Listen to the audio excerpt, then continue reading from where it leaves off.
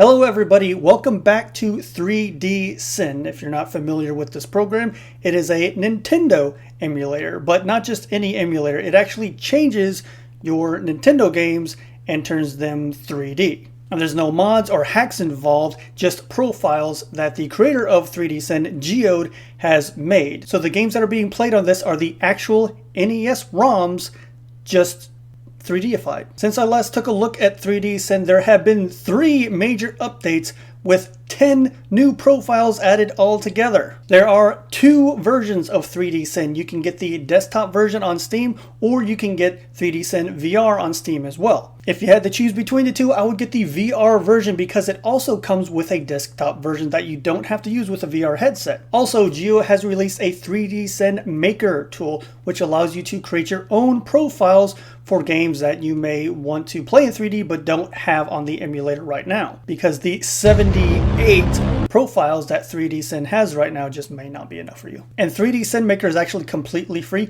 You can get more information on it actually by clicking this button right here. That'll kind of take you to the 3D Sin Maker page where you can learn more about how that works. Once you do have a profile that you like, you can actually hit this plus symbol right here and add it into the program for your own use. Along with all these 3D profiles, you can also use this 2D mode for a lot of your NES games that don't have a profile just yet and play them like you normally would. Also, I'm going to do my best and keep the mouse out of the game screen because, you know, I'm not used to this because console gamer. Let's get into it so I can gush over these new profiles. The first one we're looking at is Depths.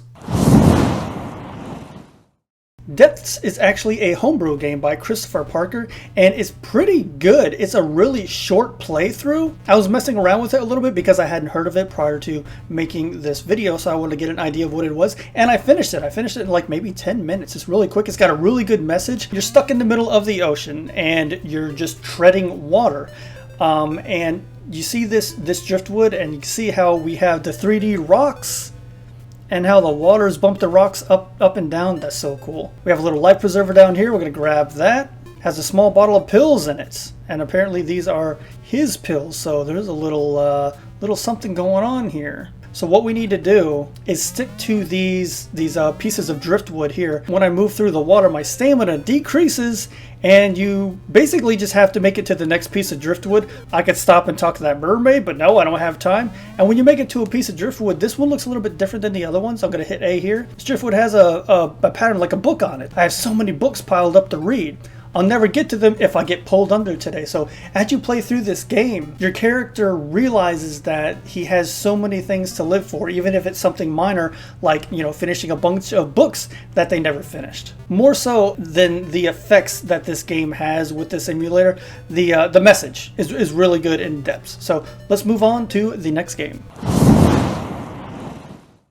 Solomon's Key, which is very much not a homebrew game. It is a puzzle game, and already the 3D effects are looking cool here. And it's hard to see, but those stars that just kind of went into the screen, they actually start in your face moving into the screen. And it's a really, really neat effect if you're playing the VR version. But Solomon's Key is more of a puzzle platformer. Now, puzzle platformers I can do. Regular puzzle games, Tetris, stuff like that, I've played so much that I'm just like, no. But games like this where you got to use your brain, I'm all about. So we have like 3D blocks that we can destroy. Ooh, that looks like it's a 3D. Let's zoom in on whatever this is. Looks like a pot? Some kind of pot there. Gonna grab it.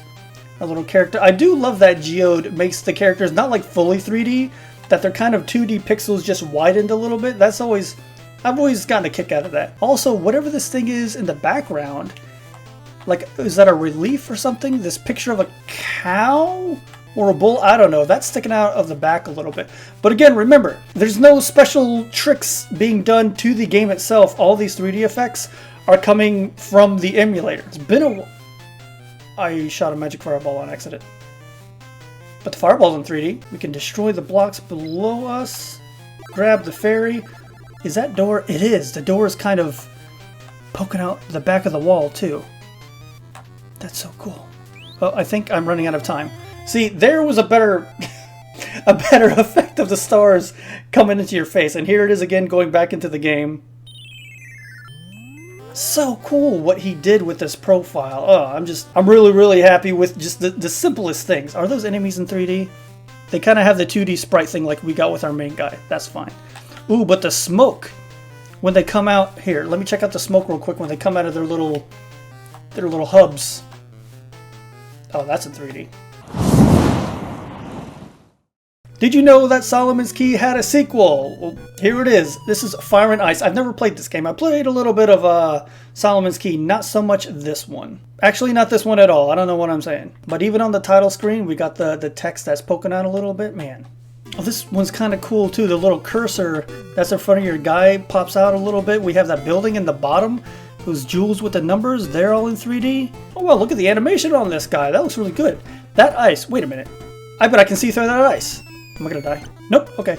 I think we can. Look at this. I'm gonna zoom in on the ice. You can see through the ice cubes. There's our dude on the other side. The fire has a few frames of animation, and when Geod makes these profiles, he has to account for every frame. He had to turn every sprite of that fire into 3D. Also, besides the fire leaving shadows, take a look at the shadow that's being left behind by like the ceiling and the walls. You can kind of see it here. I can show you with my mouse. You can kind of see it like right here. Something so simple like that just adds a lot of depth to the game. Uh-oh, is that big block gonna kill me? I feel like this is a bad idea. I'm gonna do it anyway. Never mind. Can I get squished? Oh, looks like no. No, I cannot get squished. Oh, they can though. So now what? Oh, there we go. Also, that little puff of smoke when you put out a fire is in 3D as well. Some arcade action with Snow Brothers with apparently Nick and Tom. I didn't know they had names, but the press start is a little bit further out on a title screen. I know, it's something simple, but it makes me happy. Shut up. Let's see what Geod did with this one. Alright, so we probably still have the little 2D plane. We do. The enemies are in 2D, but the platforms are all in 3D. They all have shadows casting down. Very cool. Looks like we can make a 3D snowball and just knock them down with it. That's right. Yeah, there's a lot of games like this actually. But also I like how there's a jack-o'-lantern. There is multiplayer support for 3D Sin. You can use Steam's Remote Play feature for games like this, which is a 2-player co-op game. Both players don't need to have a copy of the game. So if you have a friend that is maybe on the fence about getting the emulator, you can play these games with them through that remote play on Steam and maybe change their mind so they actually buy the program. As a matter of fact, that's the only way to play multiplayer on this as far as I know, unless you're both playing on the same PC. But if you're doing online multiplayer, the network play with Steam is the way to go. Look at this slot machine. We got a bonus slot machine. This thing looks awesome. Jackie Chan's Action Kung Fu. I haven't played much of this game. I think I probably started it up once, but that's it. I like all these little 3D things in the menu. So this is a side-scrolling action game, if I remember correctly. Oh yeah, wow, look at those water effects. Look at the shine on that guy's head. That's a 3D scroll going down. That was neat. All right, what do we got? We have a shadow. We got a 3D frog. He spit out a 3D ball. I now have a super kick I'm going to use on that guy. More 3D balls. I guess all the power-ups have 3D profiles. That looks nice. Also, I can see through the water again. I can see the bird down. Oh, I'm behind the water now. I don't know how I got back here. Oh, look at the little bits of like logs or something on here. That's so cool. I mean, we're kind of behind the logs, but I think that's just how the game is, and there's not a lot you can really do with it. But it's really nice that he has the logs coming out of the ground like that. That looks really nice. Oh, I see those rocks. I see those rocks. I think he layered the rocks. He did. Look at the rocks right here. More depth to the background. Oh, there's even the water back there. See that little bit of water right here? Blue lake or something in the background. How would you even notice? When you look at it from the regular screen, you'd even notice that. You have to zoom in to see he did that. He put so much work into these profiles. It's insane. Ooh, a bell. The cloud's 3D. I guess I'm cloud jumping. I'm cloud. Well, I can't get up. I can't.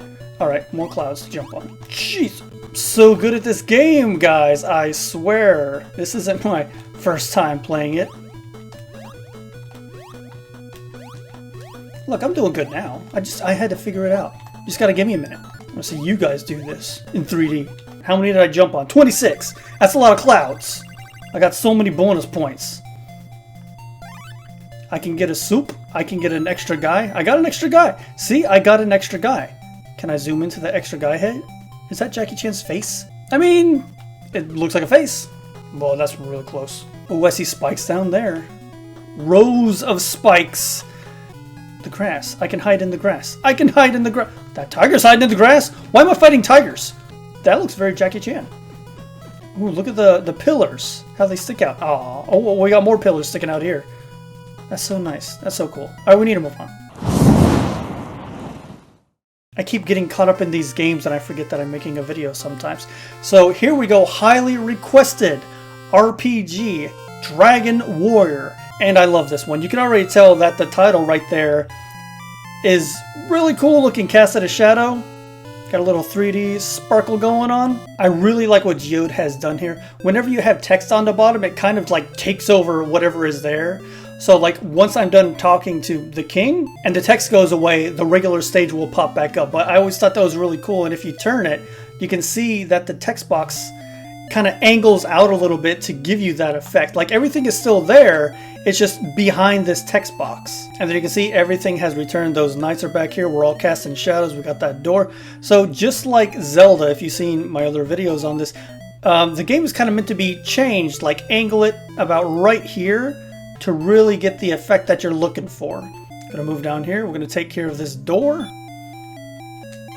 And because of the perspective, you can't really see very well, but there is a set of stairs. All the walls are now sticking out, the treasure chest, the trees, the water's moving. There's animation to the water now. And here's the world map, which just floors me every time I see it because we have the mountains in 3D there. The little status box does that poking out thing again. If we move around, see, now the status box is gone. And if we wait a minute, it should pop back up.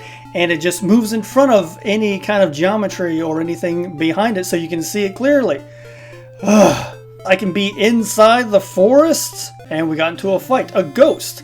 I don't trust that I can fight this ghost. So the battle screen, Geod had to make some modifications to it because there was some stuff where like the bottom text was like kind of covering the actual battle stuff. Or the battle screen, see how it's kind of coming out of the ground a little bit? It was covering the top command box, but he fixed all that. He fixed it like super fast too. And look at this bridge. 3D model bridge actually over the water. The bridge is over the water. I mean, that's what a bridge is supposed to do, but it wasn't doing that in the original game, and Geod made a 3D bridge. He made the slime 3D. 3D slime. If you're going to do Dragon Warrior 1, you have to do Dragon Warrior 2 as well, and this title screen is poppin'. Figuratively and literally. I mean, those guys are actually in the cave. There's water down there. There's water down there. 3D prologue text. You have similar effects going on in Dragon Warrior 2 as Dragon Warrior 1. You have the tilted screen to give it a really cool 3D effect. I'm sure he used some of the same profile between the two games, or didn't. I have no idea. Out of the NES games, I think that Dragon Warrior 2 was actually my favorite. I really liked the story. I like that you had two other party members with you. And that's where I feel a lot of the common RPG elements that we've seen in games and later systems really got their ideas from. As that knight runs away, let's take in the Burning Castle. I don't think they won that fight. I like what was done to this throne room also, how he kind of made the thrones 3D, like the backs of the thrones there. That looks really cool. And here we are back on the map screen. I really like that water. Also, if you didn't know, one of the staples of the older Dragon Warrior games, if you cross a bridge, that means that you're going to be fighting new enemies in that land that you just walked to. And here's the fight. So the battle screen was different between 1 and 2, and he made profiles, 3D profiles for all the enemies. I mean, look at that slug thing. It's got 3D drool. Next up is a game near and dear to my heart. Castlevania 2 doesn't get enough credit because of the poor translation and kind of funky game mechanics, but it is a very decent game. And look at this title screen. I know I'm showing off like every title screen, but I don't care because it looks amazing. So let's see what Geod did here. We have 3D stairs. Are those curtains or pillars? Those curtains in 3D. You made the curtains 3D. Huh. I'm gonna buy a white crystal. Wait a minute. No, he didn't. Yes, he did. He made the crystal in 3D and the heart in 3D. Also, please note the water. The animation of this water. I'm gonna jump in. I'm gonna jump in this water and see what happens. He made the water splash in 3D too. The trees! The trees! The leaves! The trees are in 3D. Like super 3D. I wasn't expecting the leaves to be in 3D. I just thought maybe the trunks. But he actually has the leaves sticking out too. I'm probably going to forget that I'm supposed to be recording and commentating, and I'm just going to end up playing this game. And I'm going to have like an hour-and-a-half video here because I played an hour of Castlevania 2. Uh-oh. 3D curse box. Now the enemies are going to be tough. Is that fireball in 3D? That fireball looked like it was in 3D. A little bit more. Come on, fish. Fish man. Yeah, that's in 3D. Apparently I didn't have to jump into water earlier because these fish guys will take care of that for me. The mountains are in 3D. He made the mountains in 3D. I thought he did, but I couldn't tell at first. I was walking and then I saw them like go down a little bit, like it's probably like a little glitch or something. But he made the mountains in 3D. Look at the mountains. Look at the mountains. They're in 3D and on different planes. And take a look at the perspective here when going into one of the dungeons. You kind of layered the pillars. I don't know what you would call those. Like the gates kind of, the perspectives come, it's a 3D perspective. I can't go in the dungeon, but I'm seeing enough of the dungeon to be super impressed. He made the skeletons swing. These hanging skeletons are swinging. They didn't do that in the original game. One of the most highly requested games to receive a 3D profile, we have Final Fantasy. If you were impressed with Dragon Warrior, hold on to your butts. Please take a look at the water. And this water does have waves. It's kind of hard to see, but if I zoom in a little bit, you can see the waves right there. It actually kind of looks like it's a waterfall effect coming down off the edge of the world, but you know, it's just how the graphics are, but they actually move. And these trees, I'm behind the trees. He did an amazing job with these buildings. And they actually do this effect, which I don't know if he meant to do it or not, but it looks super cool to me, is that watch this building in the bottom left. When I get closer to the front of the screen, it pops up like a pop-up book. And like I said, I don't know if he meant to do that, but I think the effect looks really cool. The trees look awesome. The church right there. Oh.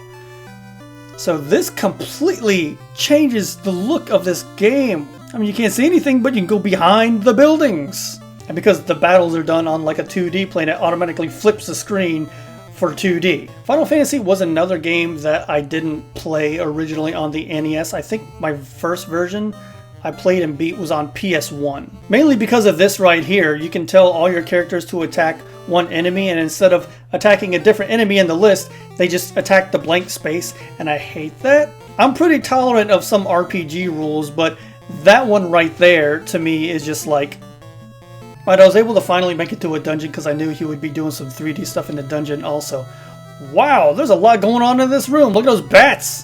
And that's Garland. He's going to knock us down probably. But look at everything else. We have these statues in 3D. That orb back there behind the princess is in 3D. Really, really impressed with this one. And it works so well with 3D Synth. So we have one game left. My favorite game from his first wave of profiles was The Legend of Zelda. And now he has added the sequel, The Adventure of Link. This first screen blew me away. I think I've said that somewhere else in this video, but this, of all the profiles he has made, this first screen blew me away. Just looking at it is nice, but then I started walking, and you walk behind the pillars. I'm walking behind these pillars. Also, we have the torches that are in 3D with 3D fire, and the slab that Zelda's laying on. But if we look up, those curtains are also in 3D. I mean, the curtains themselves are a little bit 3D, but they're like in front of everything, like curtains in this situation would be. You know, when you look at it from this angle, you can't tell, but if you angle it up a little bit, you can see they're in front. And here's the map screen. It's kind of hard to tell right away, but you can see the water, you know, obviously is animated and moving. But if we zoom in, we have the grass swaying in the breeze. This is also another one of those games where you want to tilt the map slightly up and down to really get the good 3D effect on it. But then we have the forest, we have the mountains. Oh, here's the bad guys. Let's see what it looks like in a fight. And because these screens are on a 2D plane, the screen automatically shifted itself back into 2D. I love it when he does that. He did that in the first Legend of Zelda as well. But some of these enemies are in pure 3D. That potion bottle was in 3D. Wait a minute, hold on. We've got 3D clouds. I'm glad nothing attacked me while I was doing that. The forest comes with its own 3D effect with the leaves sticking out and the tree trunks again. And we have more swaying grass in the plains battlefield. The boulders in 3D and the little houses here that make up the town is in 3D. Let's move around. His shadow reflects off the walls of the houses, and you can see the sides of the houses now. And the perspective changes as you walk in front of them. And the overhang is casting a shadow because there's an actual overhang. There's an overhang on these houses. He added an overhang to these houses. He didn't have to do that, but he did it. And it's amazing. Something as small as this! He did something so small! And there you have it. Those are the newest 10 profiles added to 3D Sin. I've done a couple videos on this subject before that you can find right over here, as well as a beginner's guide as to how to set everything up and how the controls and the menu works if you do end up getting this. I want to thank Geod for making 3D Sin because it just breathes new life to these NES games that maybe we've played so many times, but now that they're in 3D, it feels like you're playing something completely new, and that just renews your energy and your enthusiasm to play these games again. And people don't understand just how much work actually goes into a single profile, and he's got over 70 on the emulator now. Let me know below what you thought about 3D Sin and these new profiles that Geod has added. That's all I have for you guys, so as always, thank you so much for watching, and I'll see you next time. This is the part of the video where I thank those users who support the channel through YouTube memberships and Patreon. Door, Rick67, Travis Morton, Geod, Jason Holbrooks, James Burkhart, Mike Muniz, Red Silvers, Sam Torres, Yaroslav Orudzov, Andre G, Din Cardoso, Red, DirtNap79, Lenmare, James McEwen, Jeremy Mullins, Bob, Travis is Win, and Batman.